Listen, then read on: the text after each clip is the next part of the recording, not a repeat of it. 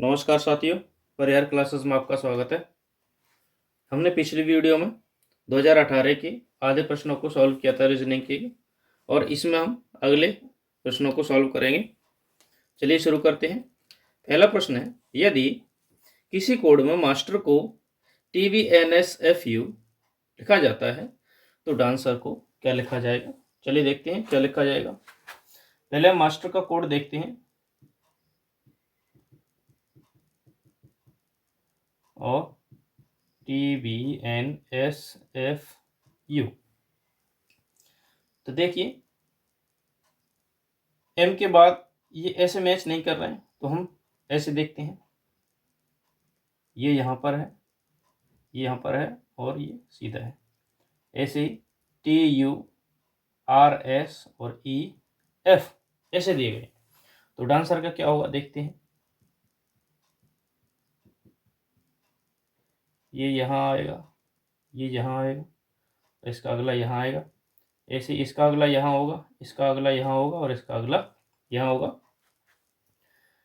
देखिए N का अगला क्या हुआ, O, A का होगा B और D का होगा अगला E, R का अगला होगा S, E का अगला होगा F और C का अगला होगा D।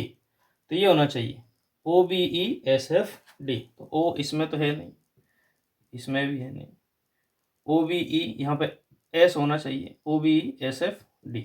तो हमारा ये आंसर सही हो जाएगा। चलिए अगला प्रश्न देखते हैं। अगला प्रश्न है, यदि CHICKEN को DHJCLEO लिखा जाता है तो FISHN को क्या लिखा जाएगा। देखते हैं।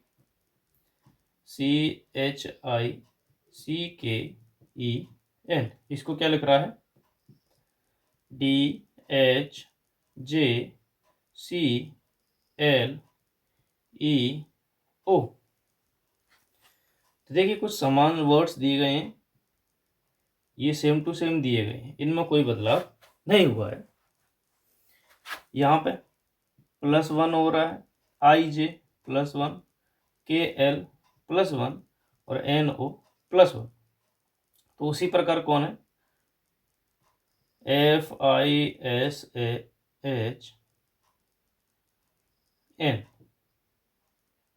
ठीक है, तो एक बढ़ के लिखा जाएगा, F के बाद G, फिर सेम टू सेम, S के बाद T, H का H और N का O, GITHO।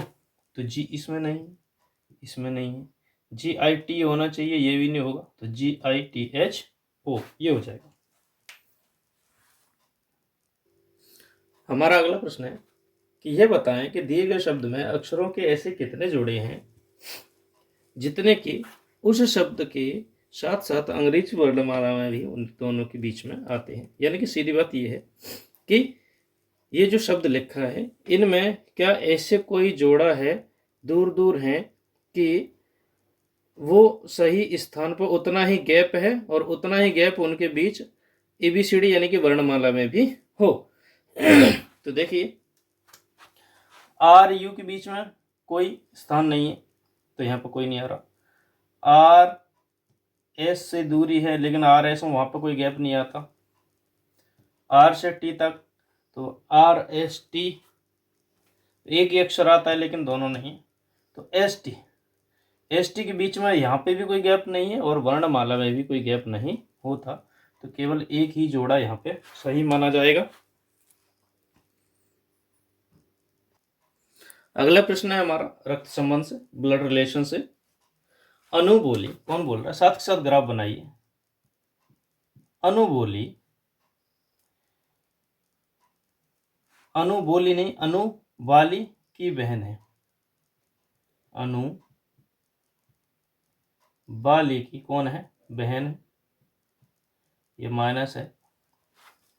कोमल बाली की माँ है, तो यहाँ पर कोमल है, कोमल कौन है, माँ है। दीनू कोमल का पिता है, दीनू कौन है? दीनू है कौन? पिता है किसके? कोमल के। इयान दीनू की माँ है। इयान किसकी? दीनू की। ये कौन है? माँ है। तो अनु और दीनू का दीनू से किस प्रकार संबंधित है? तो अनु किससे? दीनू से। तो ये दोनों भाई बहन हो गए, ये माँ हो गए, और माँ के पिता कौन होते हैं? नाना होते हैं। तो किससे संबंधित हैं? तो से वाले उत्तर नहीं होते, से वाले उत्तर नहीं होते। तो अनु दीनू से किस प्रकार संबंधित है, यानी कि अनु कौन लगेगी? दीनू की। तो दीनू इनके पिता हैं, इयान से यहाँ पे कोई मतलब नहीं है, तो अनु इनकी पोती या नाते ना लगेगी। समझ में आया? देखिए दोबारा से, अनु बाली की बहन है, कोमल बाली की माँ है, ठीक है माँ लिख दिया। दीनू कोमल के पिता है, दीनू कोमल के पिता हो गए। इयान दीनू की माँ है, इयान दीनू की माँ है। तो अनु और दीनू किस प्रकार संबंधित है? दीनू से। दीनू नाना लगेंगे अनु के, अनु लगेगी पोती। अगला प्रश्न है कि एक शतरंज के खिलाड़ी को इंगित करते हुए एक आदमी ने कहा। तो यहाँ पे एक आदमी कोई बात कह रहा है किसी प्लेयर को, सही बात है। क्या कह रहा है कि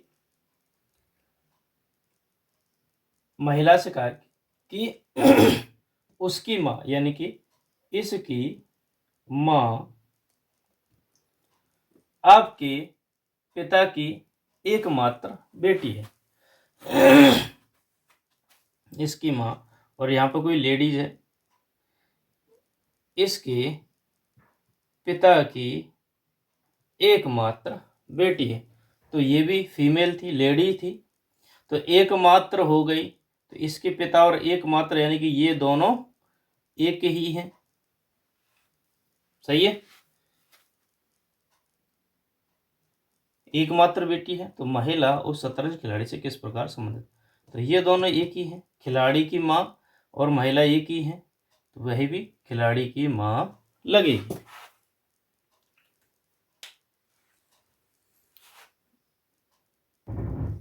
अगला प्रश्न है कि लोहार का तो संधान होता है और बढ़ई का क्या होगा? तो बढ़ई की आरी होगी। अगला प्रश्न देखते हैं।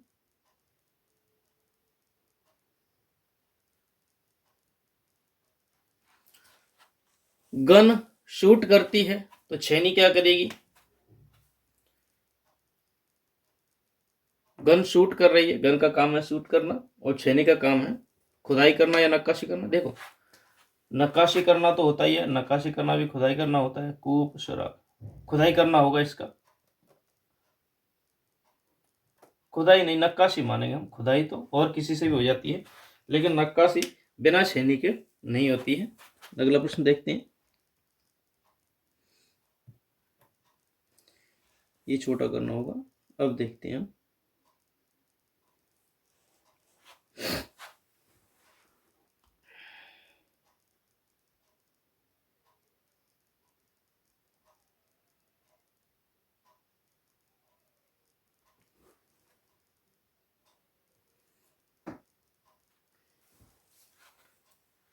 यहाँ पर टोटल 1500 लोग दिए गए हैं, जिसमें से टोटल कितने यहाँ पे लिख लेते हैं हम।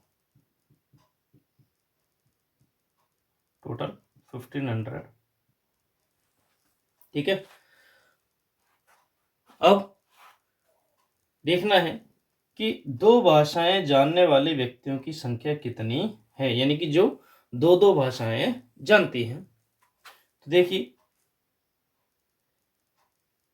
ये 100 तो ये हो गए जो कि हिंदी और कन्नड़ जानते हैं। 150 ये हो गए जो कि हिंदी और तेलुगु जानते हैं, ये बीच वाले। और 150 ये हो गए जो कि तेलुगु और कन्नड़ जानते हैं। सही है। तो कितने हो रहे हैं? टोटल 400 हो रहे हैं।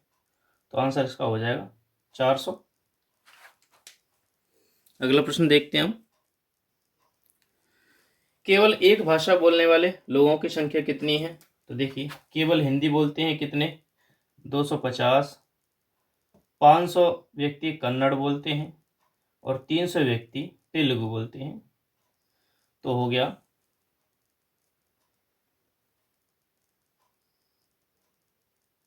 1050। ये वाले बाहर वाले ये केवल एक एक बोलते हैं। ये जो 2 डब्बों के बंद है ये 2-2 जानते हैं, और जो बीच में है वो तीनों भाषाएं जानते हैं। देखिए, अगला सवाल है कि सभी यानी कि 3 भाषाओं को जानने वाले व्यक्तियों की संख्या कितनी है? तो देखिए, इन तीनों डब्बों के क्रॉसिंग पर एक ही गोला आ रहा है, वो है 50 का। तो केवल 50 लोग तीनों भाषाएं जानते हैं। अगला है, कुछ कंपनियों के अनुपात दिए गए हैं। ये जो क्रॉस में है ये 2016 के हैं और ब्लैंक वाले 2017 के आंकड़े हैं। क्या पूछ रहा है? ये कंपनियों के नाम है, कंपनी की शाखाएं A1, A2, A3, A4, A5 के 2016 से 2017 तक शाखा 2 और 4 की कुल बिक्री के अनुपात क्या होंगे? किस किस के? A2 के, इसके और 4 A के। यानी कि ये बताना है और ये बताना है इनकी बिक्री में अनुपात क्या होगा।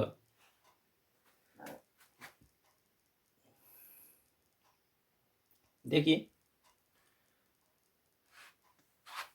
A1, A2 सॉरी A2 में 2016 का कितना है? 15 और 17 का कितना है? 10। सही है। A4 का 16 का कितना है? A4 का 16 का है 15 और 17 का कितना है? 30। अब इनका अनुपात बताना है कि क्या अनुपात होगा।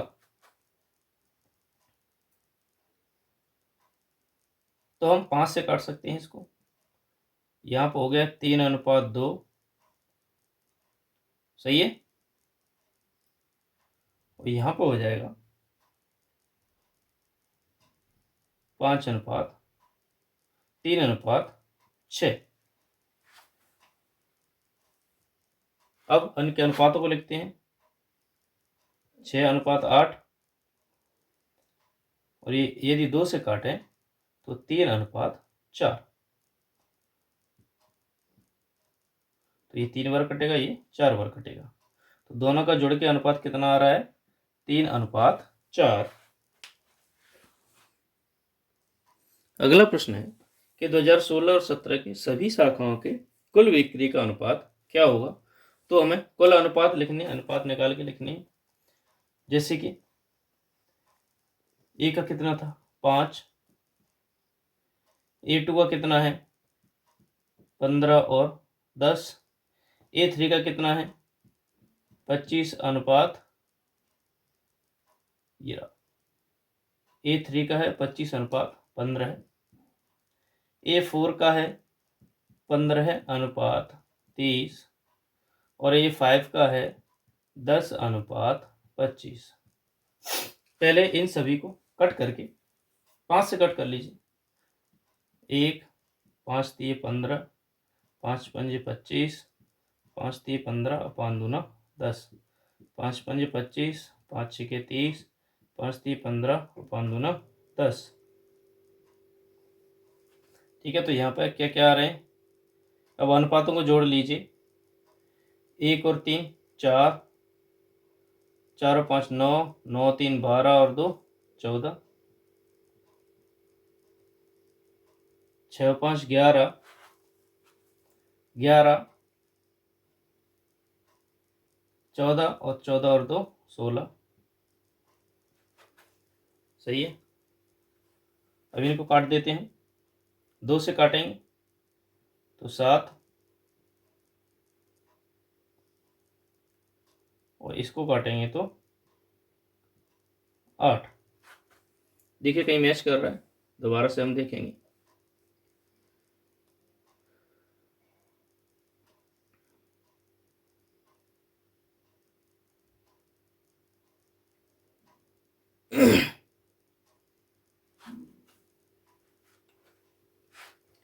सात अनुपात 8 तो कहीं नहीं आ रहा है ऑप्शन में। हम अनुपातों को एक बार काट के चेक कर लेते हैं। 5 को 5 से काट दिया, 2 को 2 से काट दिया, 3 और 3 6, 1 7 बचा, और 6 और 3 9 बचा। 9 बचेगा यहाँ पे, ऐसे बचेगा। 6 भी बच रहा है, फिर अनुपात फिक्स नहीं बैठ रहा है तो 9, तो 7 अनुपात 9 हो जाएगा। चलिए आगे देखते हैं। ऐसी आकृति बताइए जो कि दूसरों से भिन्न है। तो देखिए ये सभी ट्रायंगुलर ऐसे घूम रहे हैं, लेकिन ये यहाँ पर गलत है, तो डी ऑप्शन सही हो जाएगा इसका। चलिए अगला प्रश्न देखते हैं। कुछ सवाल तो ऐसे हैं जो देखते ही क्लिक हो जाते हैं, जैसे कि ये सवाल है, इसमें सभी में एक डंडी छोटी है और इसमें 2 डंडियां छोटी हैं, तो इसका भी ऑप्शन डी हो जाएगा।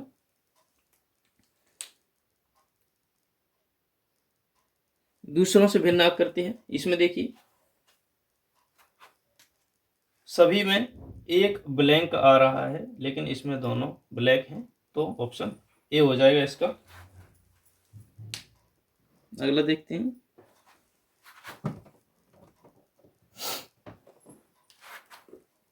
दूसरों से भिन्न क्या है?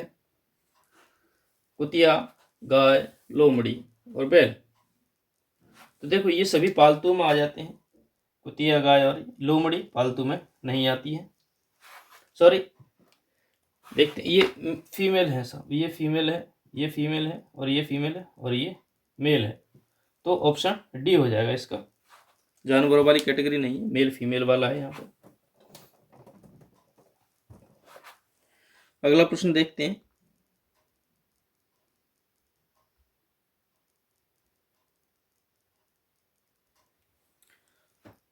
अगला प्रश्न है, भिन्न को चुनना है भाई, घोड़ा, बाघ, शेर और चीता। तो ये सभी एक ही प्रजाति के हैं, घोड़ा अलग प्रजाति का है, ये जानवर में आते हैं और घोड़ा पालतू पशुओं में आता है।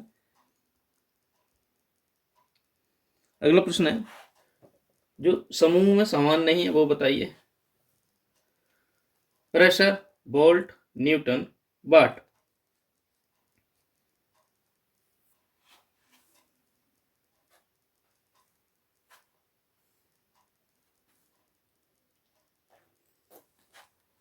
तो प्रेशर अलग है क्योंकि ये सभी विद्युत में आते हैं और ये प्रेशर विद्युत में नहीं आता है, तो ए ऑप्शन सही हो जाएगा इसका। दूसरों से भिन्न आकृति को चुनना है इसमें। तो देखिए ये सभी विपरीत दिशा में जा रहे हैं, डी विपरीत दिशा में जा रहा है, बी विपरीत दिशा में जा रहा है, ए विपरीत दिशा में जा रहा है, लेकिन सी ऑप्शन अपनी समान दिशाओं में आके आगे बढ़े, ये कहीं नहीं बढ़ेंगे एक दूसरे से, लेकिन ये भिड़ेंगे, तो ऑप्शन सी हो जाएगा इसका। ऐसे ही इसमें दूसरों से भिन्न देखना है। देखिए ये सभी एक दूसरे की ओर हैं, लेकिन डी ऑप्शन एक दूसरे के पीछे चल रहे हैं, तो इसका ऑप्शन डी हो जाएगा जो इन सबसे भिन्न है। दूसरों से भिन्न आकृति देखिए, सभी में बाहर की ओर से गांठें लगी हुई हैं, भले ही इनमें गिनतियां अलग अलग हैं, लेकिन सभी में बाहर की ओर से गांठें लगी हुई हैं, लेकिन डी ऑप्शन है जिसमें गांठें अंदर की ओर से लगी हुई है। देखिए ध्यान से। अगला प्रश्न है, इसमें वर्गों की संख्या बतानी है। ठीक है, तो नॉर्मल तरीके से गिन लिया कीजिए, 1 2 3 4 5 6 7 8 9 10 11 12 13 14 15 16 17, बड़ा वाला 18 19 20। अब सभी के बड़े बड़े गिनिए। इनमें 4 वैसे 8 होती हैं, तो 4 4 तो गिन लिया हमने। देखिए गिन लेते हैं। 9 तो बड़े वाले के हो गए, प्लस 1 बड़ा हो गया। फिर 8 एक बड़े वाले के, छोटे वाले के, और 8 इसके। ठीक है। अब इसमें इस वाले बॉक्स पे 4 बचे, इस वाले बॉक्स पे 4 बचे। सही है।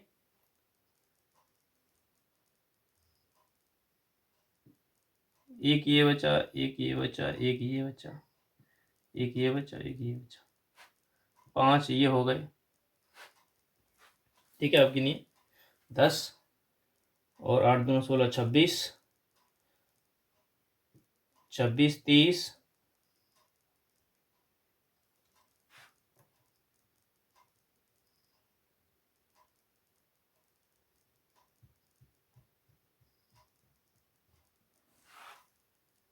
इसमें टोटल 26 हो जाएंगे, नहीं 32 होंगे, क्योंकि ये नीचे वाले 4 और 2 और बढ़ जाएंगे, क्योंकि 30 यहाँ तक हो गए थे। 31वां ये और 32वां ये। चलिए आगे देखते हैं।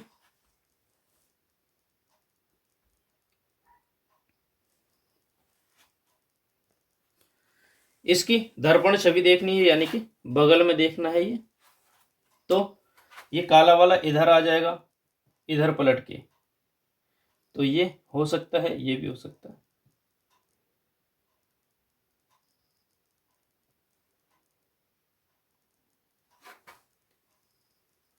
उधर की साइड काला निकला होना चाहिए, क्योंकि इसमें नहीं निकल रहा है। ये तो आकृति हो ही नहीं सकती दोनों। ए ऑप्शन सही है इसका, ए सही है। ए आकृति सही बनेगी इसकी। अब क्या कह रहा है ये कि जब इस पारदर्शी शीट को बिंदी वाली रेखा पर मोड़ा जाए तो किस प्रकार का पैटर्न बनेगा। बताइए कैसा बनेगा। ऐसा बनेगा, क्योंकि इसको ए से मोड़ दो, चाहे इसको ए से मोड़ दो।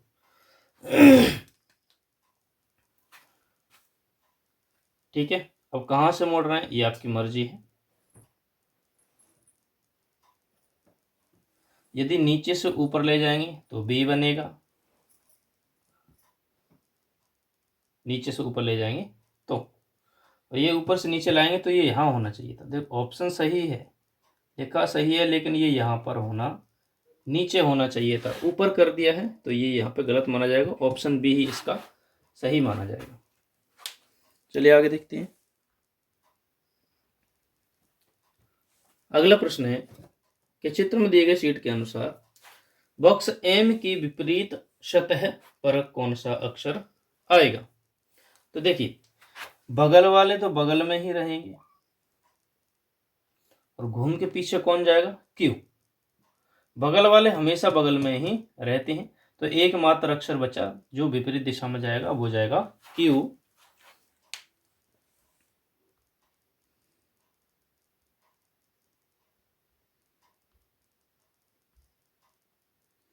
अगला प्रश्न है कि बॉक्स में यू की विपरीत सतह पर कौन सा अक्षर जाएगा। तो देखो ये तो जाएगा नहीं, तो इसको भी काट दो। टी भी नहीं जाएगा। ठीक है। अब उसका तीसरा अक्षर जाता है, हमेशा तीसरा अक्षर जाएगा। देखो एक्स ऑप्शन में है नहीं, एक्स भी नहीं जा सकता। ठीक है। तो तीसरा अक्षर जाएगा, या तो ये वाला तीसरा जाएगा, या यहां कोई तीसरा होता वो जाता। समझे आप। या यहां तीसरा होता वो जाता, या यहां तीसरा होता वो जाता। तो यहां तीसरा है नहीं, यहां भी नहीं है, यहां भी नहीं है, तो कौन तीसरा बचा, डब्लू बचा। तो डब्लू ही उसकी विपरीत दिशा में जाएगा। अगला प्रश्न है भाई सेम, कि डॉलर की विपरीत दिशा में कौन जाएगा। देखिए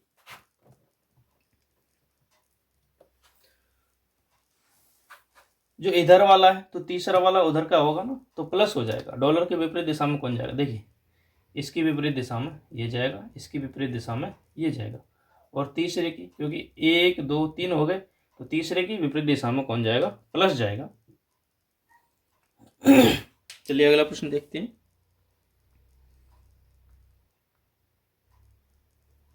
तो ये हिंदी आ गई। हमारे सभी प्रश्न समाप्त हो चुके हैं, और ये हमने 2018 का 26 अक्टूबर को हुआ था, 26 अक्टूबर को जो पेपर हुआ था 2018 में, इसके सभी हमने जो रीजनिंग है